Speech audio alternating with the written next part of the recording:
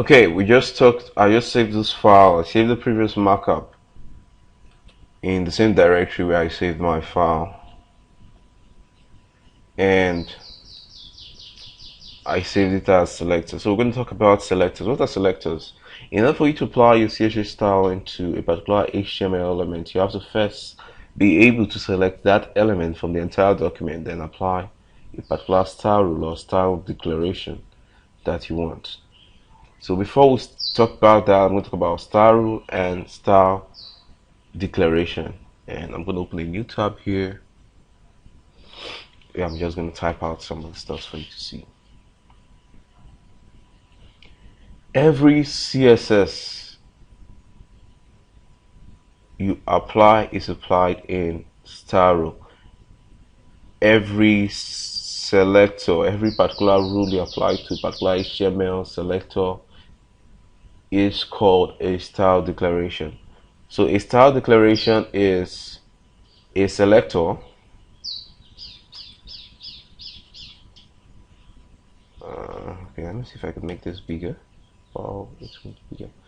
Yeah, I think I'll just use Word or something to make this bigger.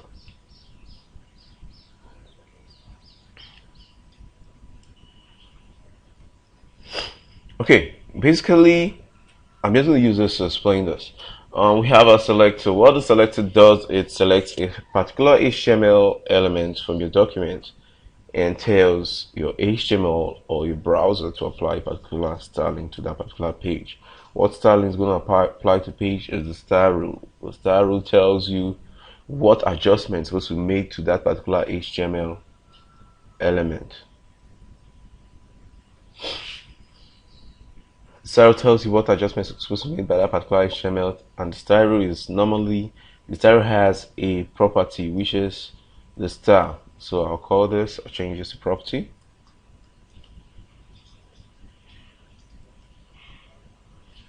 And the style rule consists of a property value pair. The style rule property value pair may be something like color, and it's decided to give the color of like something like red. And this is a property value pair. I cannot apply a property value pair without making a particular HTML selection. And the first thing we have to do is to make the selection, and when we make our selection, we create our open and closing brace. And the open and closing brace is done like this. Let's say we want to select all P paragraph in our HTML document. We open this, close and open. And we could say apply a particular color to that particular HTML element. We say color, and we say red. And this we apply a particular color to every P tag in our HTML document. A combination of a selector and a style rule. There may be more than one style rule. May say font size 2 pixel.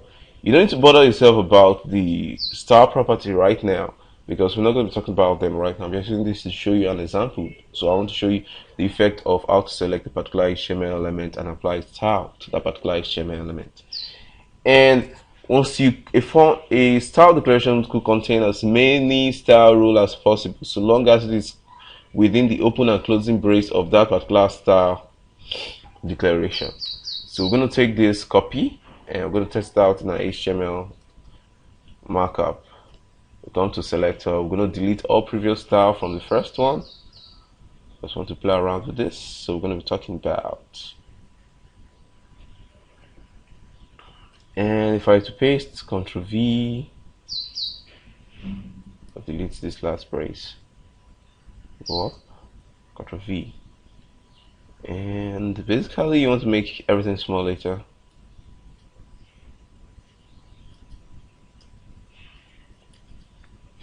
And you save. Here in our web page, going to take out all the styling because I deleted all the previous styling. And if I should drag out that and drop, you're not going to see any styling. You're going to see the colors of the paragraph. You're going to see the color of the paragraph change to red. every text on the page, which is a paragraph, located within the paragraph element, will change to red.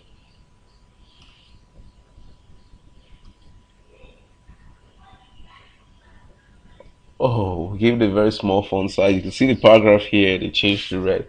And the font size we gave it was pretty small. Let's see. Oh, 2 pixels. Whoa, let's change that to 12. Save. And come back to the document preview. And you see that almost all our elements located here that are paragraph are in red. Let's Control U. And this can only be done once you have HTML validator on your Mozilla Firefox. So you might want to download that.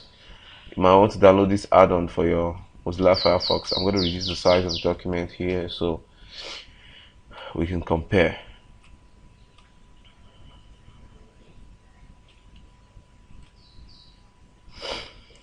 So after the first heading, which is our H1 tag, we have,